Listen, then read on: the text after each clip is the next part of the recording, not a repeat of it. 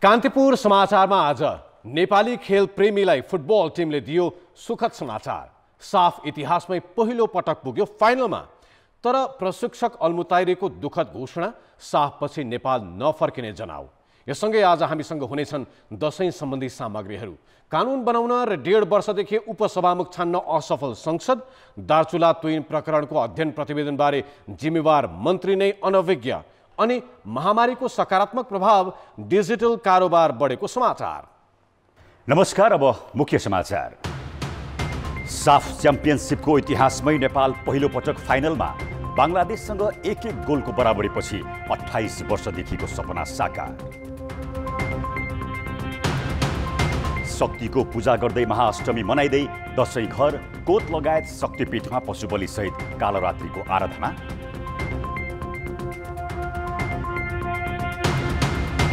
सत्ता र प्रतिपक्षीको टकरावले संसद निष्प्रभावी, नागरिकता लगायत 50 भन्दा बढी विधेयक अलपत्र। संसद खुलाउन सभामुखले तदारुकता नै देखाएनन्। उपसभामुखको पद 1.5 वर्षदेखि खाली। राष्ट्रिय हितसँग जोडिएका संवेदनशील विषयमा परराष्ट्र मन्त्री खड्का उदासीन। नेपाल भारत बीचका विवादित विषयमा अध्ययन गर्नै नभ्याएको टिप्पणी। सरकार हाम्रै भए पनि त्यो बारेमा मैले बुझ्न बाँकी नै छ। र मोबाइल बैंकिङ प्रति ग्राहकको आकर्षण, एकै वर्षमा प्रयोगकर्ता 27% बढे। विद्यालय शुल्कदेखि खाद्यान्न खरिदसम्ममा डिजिटल कारोबार। नेपाल साफ च्याम्पियनसिपको इतिहासमै पहिलो पटक फाइनलमा प्रवेश गरेको छ। मालदिव्स स्थित मालेको राष्ट्रिय रङ्गशालामा आज भएको लिगको अन्तिम खेलमा बङ्गलादेशसँग 1-1 गोलको बराबरी खेलेपछि नेपालले 28 वर्षमा पहिलो पटक च्याम्पियनसिपको फाइनलमा स्थान बनाउन सफल भएको हो।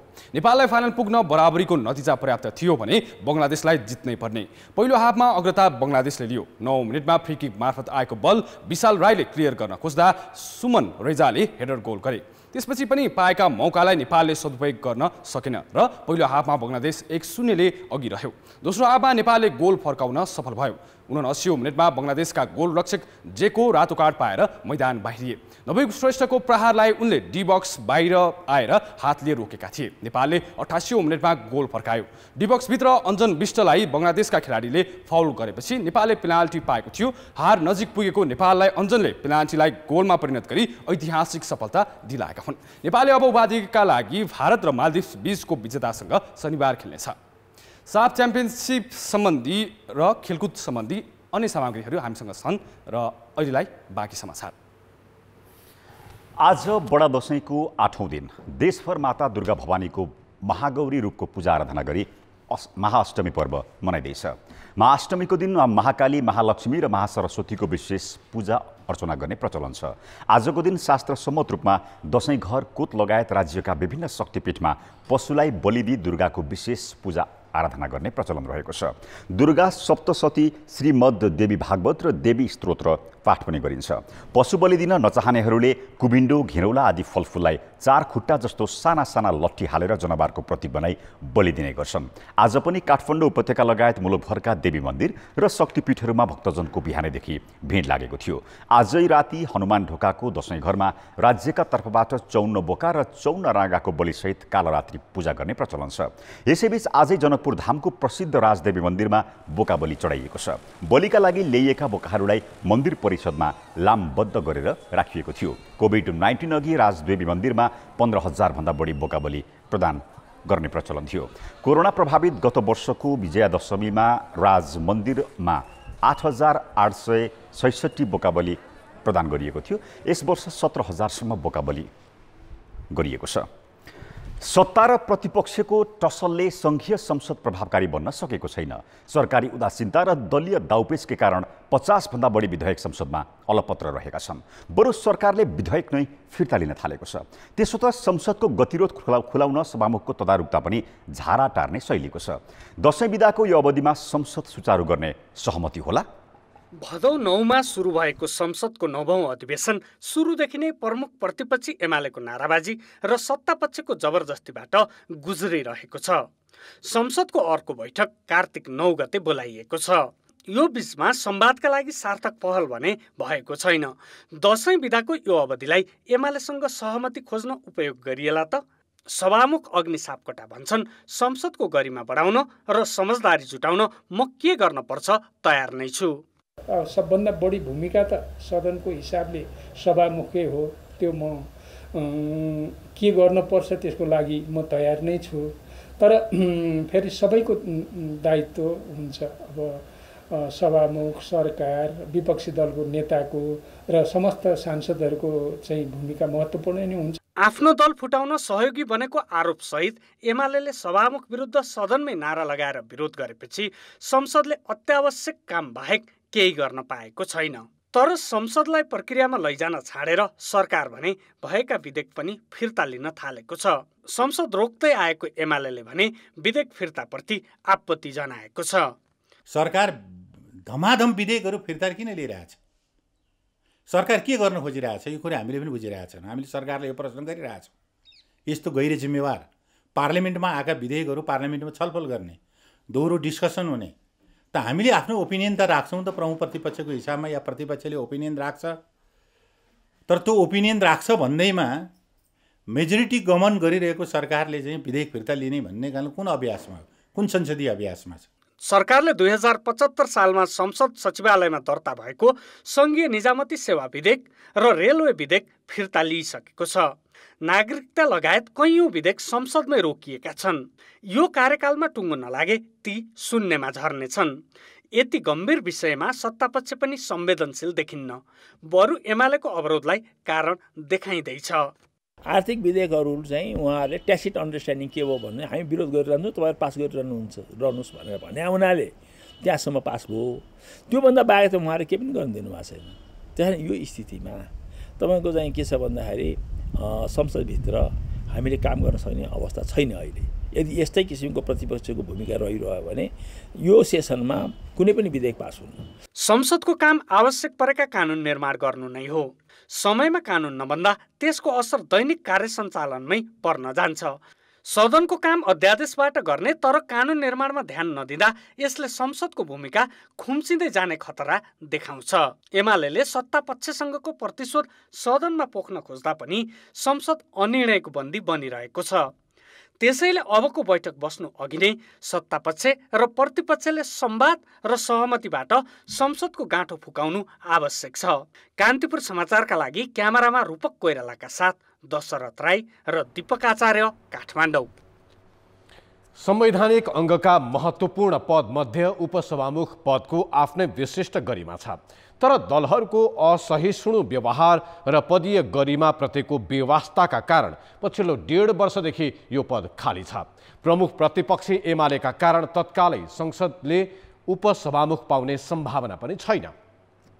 लामो समयदेखि रिक्त रहेको उपसभामुखको कुर्सी देखेर सिंहदरबार स्थित संसद सचिवालयका कर्मचारी नै विरक्तिन थालेका छन्।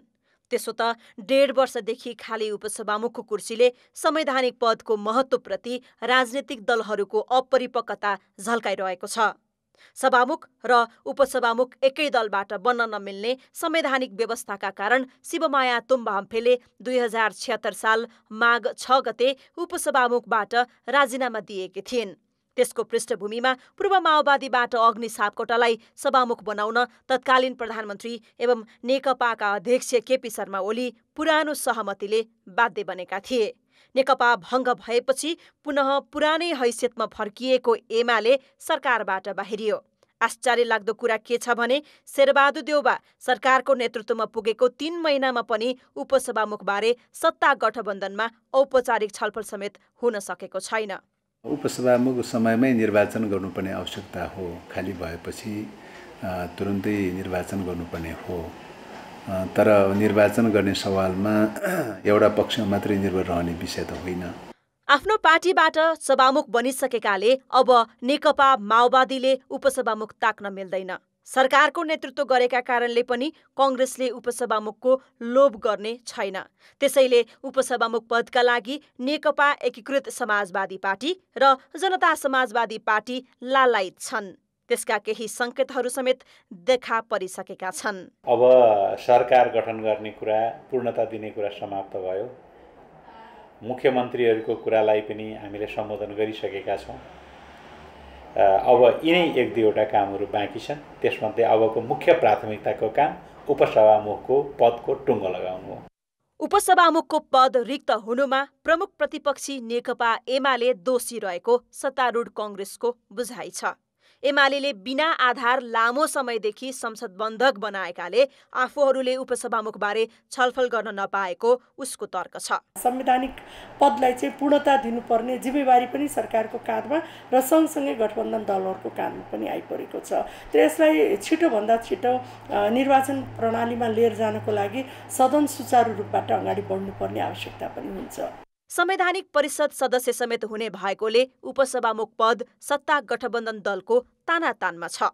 दलहरूबीच सहमति भइहाल्यो भने पनि नेकपा एमाले संसद अवरोधलाई जारी राखेमा उपसभामुख चयन अझै पर धक्कलिने सम्भावना छ। कान्तिपुर समाचारका लागि क्यामेरामा विनोद कोजु र सञ्जय लुइटेलका साथ दिपा दाहाल, काठमाडौँ।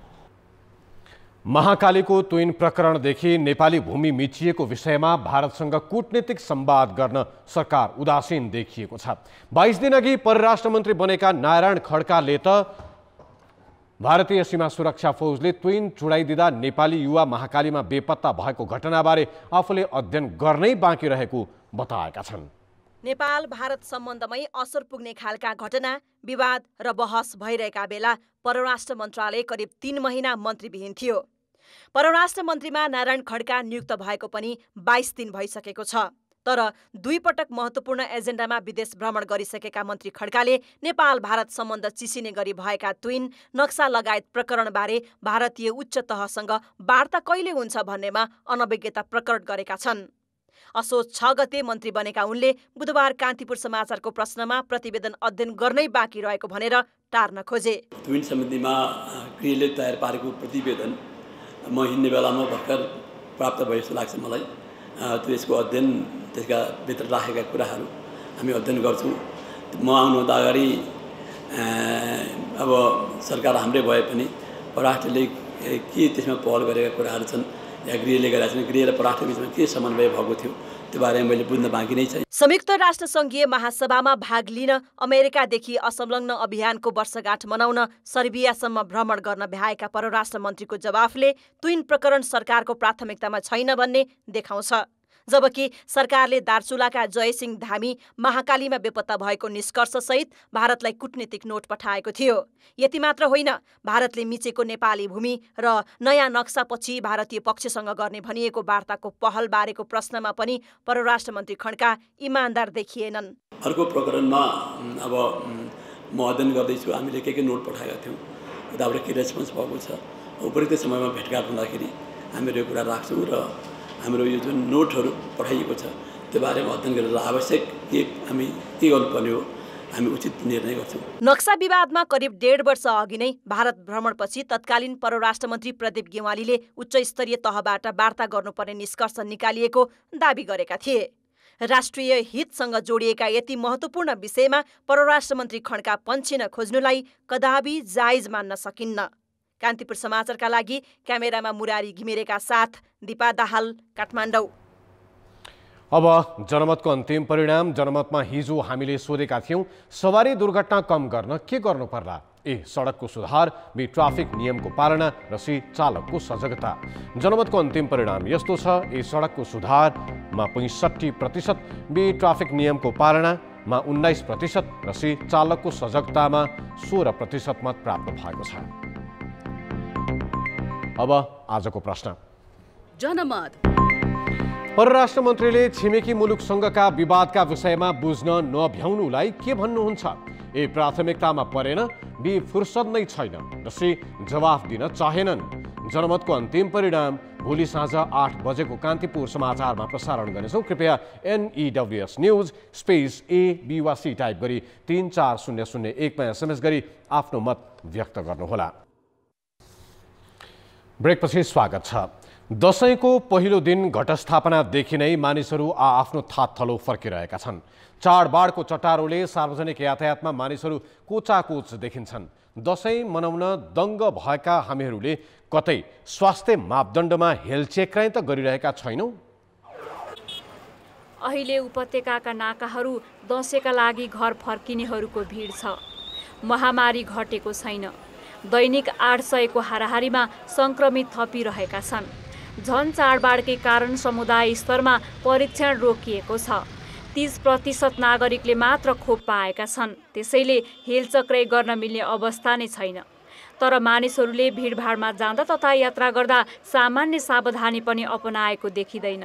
त्यसको लागि अब पब्लिक गाडीमा चढ्नु पर्यो, सबैजना चाडबाड मान्नै पर्यो, घर जानै पर्यो। अब सकेसम्म सावधानी अपनाउँछौँ।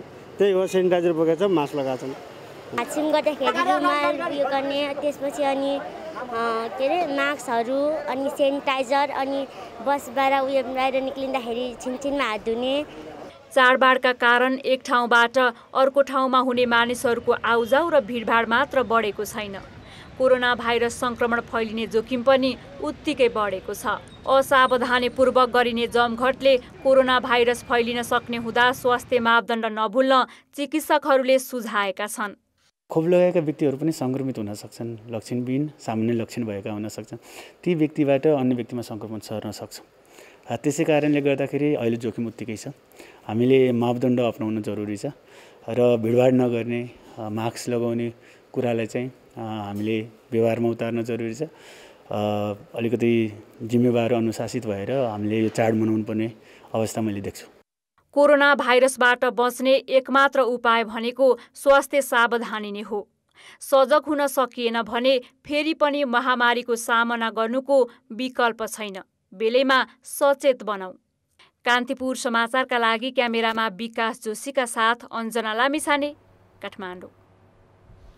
अब जनताको आवाज हामीले सातै प्रदेशमा सोधेका छौँ।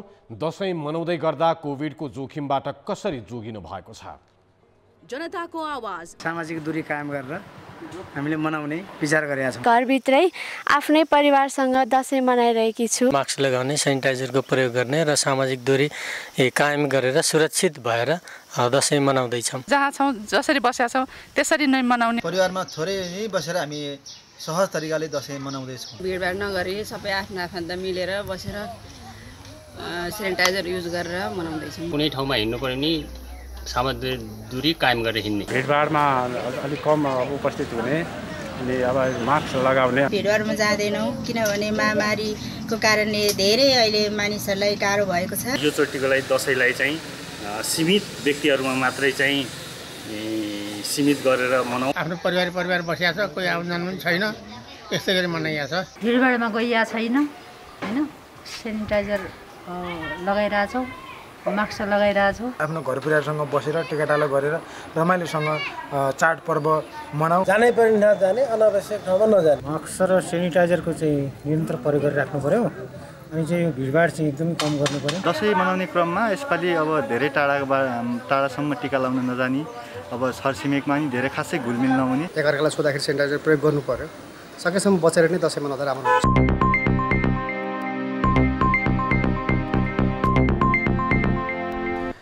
सार्वजनिक सवारीमा सहचालक नहुँदा के हुन्छ? आम रूपमा यसले केही फरक पर्ला जस्तो नलाग्न सक्छ। तर कोरोना महामारीको 2 वर्षपछि काठमाडौँ उपत्यकामा चल्ने सार्वजनिक यातायातमा सहचालक नहुँदा धेरै गाडी ग्यारेजमै थन्किएका छन्। ललितपुरका पुरुषोत्तम अधिकारी लगनखेल धापाखेल रुटमा गाडी चलाउँछन्। अहिले उनी आफै यात्रु बोलाउँछन्, आफै भाडा उठाउँछन्। लकडाउन अघिसम्म उनलाई सहचालकको साथ थियो, तर अहिले उनी सहचालक बिना नै गाडी कुदाइरहेका छन्।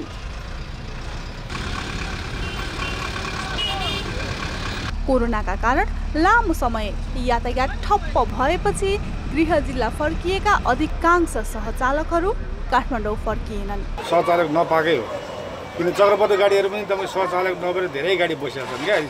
साथीहरूले भन्छन् कोही आयो भने यसो खबर गरिदिनु, मलाई पठाइदिनु भनेर बाटोमा फोन गर्छन्। किन म त अलिक पुरानो भएको भएर प्रायःले चिन्छन् पनि मलाई होइन, अनि त्यही कारणले भन्छन् पाउँदैन अहिले, पहिला जस्तो पाउँदैन। अन्य धेरै चालकको अवस्था पनि पुरुषोत्तमको भन्दा फरक छैन। लकडाउनले गरेर घर गएको अनि अहिले चाहिँ आएको छैन। त्यो मैले अस्ति नै एकचोटि फोन गरेको थिएँ, दाइ तिहार पछि आउँछु म भनेर, अनि त्यो अहिले चाहिँ मैले राखेको थिइनँ। एकजना भाइ अहिले चाहिँ अब जाने छ। कोरोना महामारीले साना गाडीका आम्दानी नै कम भएपछि धेरै व्यवसायीले सहज चालक नै राख्न छोडेका छन्। अब कमाइ भयो भने 400-500 पैसा दिँदा नि 800-900 हजार त जान्छ हाम्रो, अनि 800-900 हजार पैसा नै बच्दैन गाडीले अहिले। काठमाडौँमा बिहानदेखि बेलुकैसम्म चक्रपथ परिक्रमा गर्ने महानगर यातायातका धेरै गाडी पछिल्लो लकडाउनदेखि सहचालक नपाएकै कारण ग्यारेजमा थन्किएका छन्। घरबाट फर्केर उनीहरू आइसकेपछि यहाँ लकडाउन खुलेको थिएन, काम नपाइएला घरबाट आइसकेपछि यहाँ बेरोजगारै बस्नु पर्ला भन्ने भएको कारणले चाहिँ यो यातायातका मजदुरहरू आउन सकेनन् र हाम्रो यातायात पनि राम्रोसँग सञ्चालन हुन सकेन। राष्ट्रिय योजना आयोगले महामारीको प्रभावबारे गरेको अध्ययन अनुसार औपचारिक क्षेत्रबाट लकडाउनमा करिब 15.5 लाख बेरोजगार भएका छन्। सोही अध्ययन प्रतिवेदन अनुसार 5 लाख भन्दा बढी युवा स्वदेश फर्किएका छन्। प्रधानमन्त्री रोजगार कार्यक्रममा दर्ता भएका बेरोजगार 7,53,000 छन्। बेरोजगार बढे पनि पेशागत मर्यादा कायम नभएका कारण सहचालक पाउन छाडेको यातायात व्यवसायी बताउँछन्। उनीहरूलाई के कुरामा प्राथमिकता दिने हो, कसरी अनुशासित बनाउने हो, कसरी त्यहाँको पब्लिकसँग अथवा हाम्रो यात्रुसँग कसरी राम्रो सम्बन्ध बनाउने हो, दुई बिचको सम्बन्धलाई सहकार्यलाई कसरी अगाडि बढाउन सकिन्छ भन्ने भयो भने मात्रै फेरि के हुन्छ त सम्मानित हुन्छ त्यो पेसा, त्यो व्यक्ति पनि सम्मानित हुन्छ, यात्रु पनि सम्मानित हुन्छ। त्यो हुन नसक्नाले हाम्रो व्यवहारले पनि अलिकति असहजता बनाएको छ। सार्वजनिक यातायात क्षेत्रमा दक्ष जनशक्ति उत्पादन गर्नका लागि नेपाल सरकारले आजसम्म 1 रुपैयाँ लगानी गरेको छैन। त्यस्तै यस क्षेत्रमा आबद्ध हुनेहरूको लागि न त सामाजिक सुरक्षाको व्यवस्था छ, न समाजमा मान र प्रतिष्ठा नै मिल्छ, जसकारण पछिल्लो समय युवा पुस्ताहरूमा यस पेसाप्रति रुचि हराउँदै गएको छ। यदि यस्तै अवस्था रहने हो भने भविष्यमा केही वर्षपछि सार्वजनिक यातायात क्षेत्रमा चालक तथा सहचालकको अभाव नखटिएला भन्न सकिन्न। कान्तिपुर समाचारका लागि क्यामेरामा प्रवीण गेवाली र रूपक कोइरालाका साथ सृजना बास्तोला, काठमाडौँ। अब बाँकी समाचार। कोरोना महामारीले सबथोक डामाडोल पारिरहँदा डिजिटल कारोबारमा भने उपलब्धि हासिल भएको छ। महामारीपछि मोबाइल बैंकिङसँगै वालेट प्रयोगकर्ताको सङ्ख्या पनि अत्याधिक मात्रामा वृद्धि भएको राष्ट्र बैंकले जनाएको छ। कोरोना महामारीले गत वर्षको चैतमा सरकारले आकस्मिक रूपमा लकडाउनको घोषणा गर्यो। व्यावसायिक कारोबार ठप्प जस्तै भयो। समग्र अर्थतन्त्र ओह्रालो दिशामा धकेलियो। मानिसहरू घरमा सीमित भए। यही बाध्यताका बीचमा स्कुल तथा कलेजहरूले अनलाइनबाटै पढाइ सुरु गरे, जसका लागि इन्टरनेटको बिल मोबाइल बैंकिङ तथा वालेटबाट तिर्नु पर्यो। मोबाइलमा ब्यालेन्स र खाद्यान्न खरिदका लागि मोबाइल बैंकिङबाट रकम तिर्नु परेपछि महामारीले देशलाई डिजिटल कारोबारतर्फ जबरजस्त रूपमा धकेल्यो। गत वर्षको चैत यता मात्रै मोबाइल बैंकिङको कारोबार 20 लाख पटकले बढेको छ। यो डिजिटल पेमेन्टको जुन तथ्याङ्क हो, झन्डै 15वटा विभिन्न हेडिङहरूमा त्यसको कारोबार, त्यसको अनि सङ्ख्या र त्यसको मात्रा, कति भोल्युममा ट्रान्जेक्सन भएको छ, त्यसको तथ्याङ्क पनि निकाल्न थालेको छ। र सबै हेडिङमा हेऱ्यो भने केही जस्तै क्रेडिट कार्डमा केही कम होला र अरू जस्तै मोबाइल ब्याङ्किङ, इन्टरनेट ब्याङ्किङ अनि आइपिएस, कनेक्ट आइपिएस, आरटिजिएस, यी उपकरणहरू जुन विद्युतीय उपकरणहरू हुन् त्यसको प्रयोग चाहिँ ज्यादै तीव्र ढङ्गले बढेको छ। गत वर्षको साउन मसानसम्म 1,14 लाख मोबाइल बैंकिङ प्रयोगकर्ता थिए। यो एक वर्षमा 27% बढेर 1,45 लाख पुगेका छन्। त्यसैगरी डिजिटल वालेट प्रयोगकर्ता पनि 62 लाखबाट बढेर 92 लाख पुगे। अर्थात् एक वर्षमै वालेट प्रयोगकर्ताको सङ्ख्या 30 लाखले बढेको छ। गत वर्षको साउनसम्म 54 लाख कारोबार एटिएमबाट भएकोमा एक वर्षमा यस्तो कारोबार 26 लाखले बढेर 80 लाख पटक पुगेको छ। ग्रेजुअली चाहिँ त्यो यति स्पिडमा बढ्छ टेक्नोलोजीको, फेरि गुड पार्ट त्यो हो। बिस्तारै चाहिँ त्यो दैनिकी बन्छ र त्यसपछि त्यसको एक्टिभ युजर पनि बढ्छ। त्यसको लागि इकोसिस्टम रेडी छैन, हरेक ठाउँको अनलाइन बिलिङ सिस्टमहरू छैन। त्यो जब बन्छ होइन, वालेट एक्लै बनाएर चाहिँ हुँदैन। जहाँ तिर्नुपर्ने ठाउँ छ त्यहाँ राम्रो स्ट्रङ टेक्नोलोजीमा इन्भेस्टमेन्ट हुनु पर्यो अनि बल्ल त्यो इन्टिग्रेसन भएपछि सबै खालको पेमेन्ट अनलाइन गर्न मिल्छ र त्यसपछि चाहिँ एउटा राम्रै चेन्ज आउँछ। स्थानीय निकायदेखि केन्द्रसम्मका सबै कार्यालयमा डिजिटल माध्यम मार्फत रकम भुक्तान गर्ने व्यवस्था मिलाउन सके यसले आम उपभोक्ताको समय मात्र होइन भ्रष्टाचारलाई समेत नियन्त्रण गर्न सकिन्छ। कान्तिपुर समाचारका लागि क्यामेरामा श्याम श्रेष्ठका साथ सुदिल पोखरेल, काठमाडौँ। महिला हिंसाका घटनामा न्यायिक छानबिनको माग राख्दै आएकी नेपालगञ्जकी रुबी खानलाई प्रहरीले आज काठमाडौँ ल्याएको छ।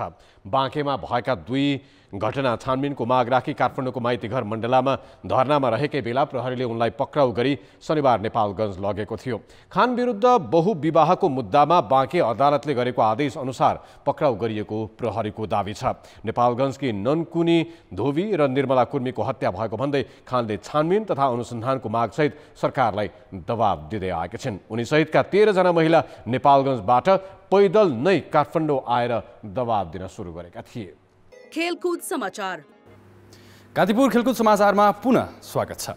बंगलादेशसँग बराबरी खेले पनि इतिहास रच्न पर्याप्त हुने अवस्थामा नेपाल मैदानमा उत्रिएको थियो। तर सुरुवातमै नेपाल 1-0 पछि पर्यो। एक समय हार नजिक पुगेपछि निराशा छाएको समर्थकमा त्यति बेला खुसीको सीमा रहेन जब अञ्जन विष्टले पेनाल्टीमा बराबरी गोल फर्काए। पूर्व कप्तान उपेन्द्रमान सिंहले हाम्रा सहकर्मी प्रदीप लेखीसँगको कुराकानीमा भनेका छन्, खेल हेरिरहँदा मुटु धेरै पटक जोड-जोडले धड्कियो। नेपाल र बङ्गलादेश विरुद्धको खेल कतिको ढुकढुक भयो। एक समय हार नजिक पुगेको थियो नेपाल। यो हेरिरहँदाखेरि आज एकदमै एउटा हट एट्याकै हुने जस्तो एउटा चाहिँ खेल चाहिँ थियो। तर चाहिँ एउटा कन्फिडेन्स चाहिँ मलाई के थियो भन्दाखेरि जुन 9 मिनेटमा जुन गोल खायो त्यो गोल खाइसके तापनि कन्फिडेन्स चाहिँ के थियो भने अब नेपालले एक गोल जसरी पनि फर्काउँछ, आजको खेल चाहिँ ड्र हुन्छ र ड्र भएर क्वालिफाई हुन्छ भन्ने कन्फिडेन्स चाहिँ थियो। तर पनि आज गेम चाहिँ अब राम्रै खेलेको हो केटाले होइन। अब हामीले मिस पनि धेरै मिस गऱ्यो। अब यो मिस एकपछि अर्को मिस हुँदै जाँदाखेरि के हुन्छ भन्दाखेरि एउटा अब चाहिँ गोल हान्न सक्दैन कि भन्ने पनि एउटा चाहिँ मनमा चाहिँ लागेको थियो। तर एउटा चाहिँ आज एउटा होइन दसैँको पनि अब सुरु हाम्रो चाहिँ यो नेवारहरूको एउटा चाहिँ खुसी भए भन्छ होइन। आज मानाको चाहिँ हामीले चिउरा खानुपर्छ, आज भोज खानुपर्छ। आज सम्पूर्ण परिवार बसेर नै आज हामीले हेरिरहेका थियौँ। आज हाम्रो सबै जोइन्ट फ्यामिली थियो, लगभग 10-12 जना एउटा परिवारमा हामीले आज नेपालले जित्नुपर्छ भन्ने प्रार्थना गरेर हामी हेरिरहेका थियौँ। तर जे होस् आज जुन अन्तिममा जुन ड्रको नतिजा निकाल्यो त्यसले हामी सबै आम नेपाली फुटबल दर्शकहरू हामी खुसी छौँ। आज जस्तो साफ इतिहासमै पहिलो पटक फाइनल पुग्यो, कस्तो अनुभव भइरहेको छ? यो त तपाईँको इतिहास नतिजा नै हो, ऐतिहासिक नतिजा हो। किन भन्दाखेरि मैले पनि धेरै साफ च्याम्पियनसिप खेलेँ, तर अब हामी सेमिफाइनलसम्म पुग्न सफल भयौँ, तर हामी कहिले पनि फाइनल पुग्न सकेनौँ। र अनि अब हामीले एउटा सङ्कल्प पनि लिएका थियौँ। हाम्रो अहिले नयाँ नेतृत्व आइसकेपछि, हाम्रो कर्म छिरिङ शेर्पाज्यूको अध्यक्षतामा हामी आइसकेपछि अब हाम्रो एउटा ठुलो टार्गेट, हामी वर्ल्ड कपमा चाहिँ अब एउटा चाहिँ क्वालिफाइड भएर माथि पुग्ने भन्दा यो ठुल्ठुलो सपना देख्नु भन्दा पनि हाम्रो सबैभन्दा ठुलो चुनौती भनेको हामीले साफ गेम्स र साफ च्याम्पियनसिपमा हामी फाइनल पुगेर चाहिँ जित्नुपर्छ। त्यसको लागि चाहिँ हामीले राम्रो तयारी गर्नुपर्छ भन्ने हिसाबमा हाम्रो अहिलेको यो टिमले चाहिँ हामी राष्ट्रिय टिमलाई तयारी गरेका थियौँ। हामीले वर्ल्ड कप क्वालिफाइङ राउन्ड पनि हामीले चाहिँ खेल्यौँ होइन। र यो चाहिँ तयारी लगभग हाम्रो 1.5 वर्ष कन्टिन्युस हाम्रो यो राष्ट्रिय फुटबल टिम कोभिडको बेलामा पनि हामीले विभिन्न चरणको मैत्रीपूर्ण खेलहरू खेलाएर हाम्रो राष्ट्रिय टिमलाई चाहिँ मजबुत बनाएर चाहिँ राखेका थियौँ।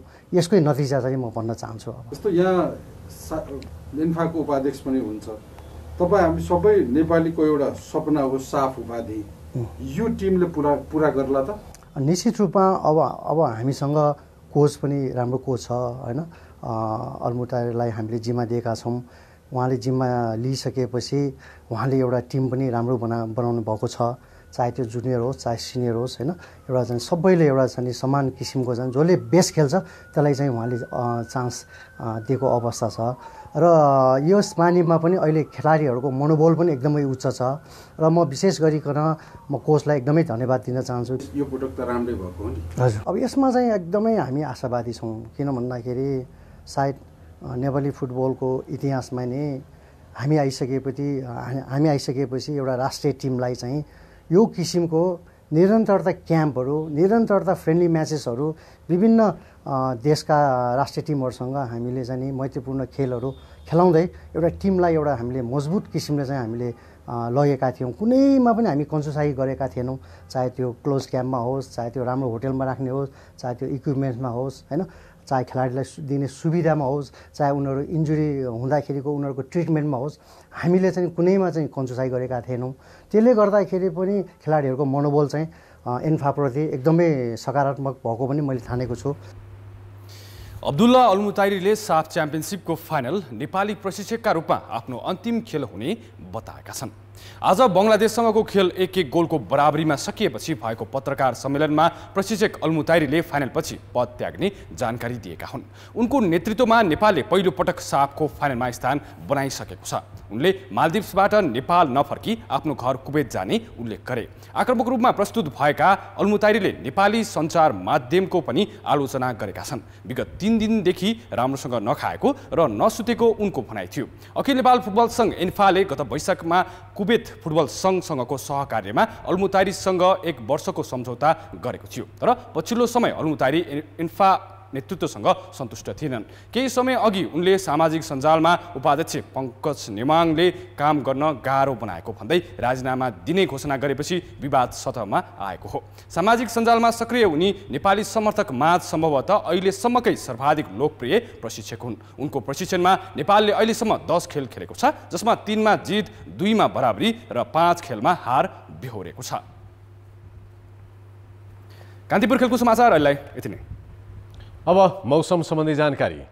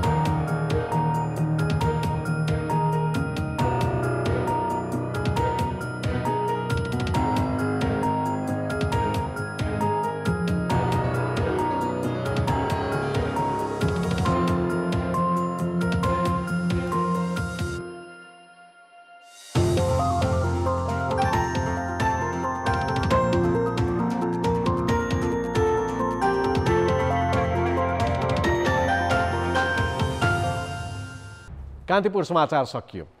नमस्ते।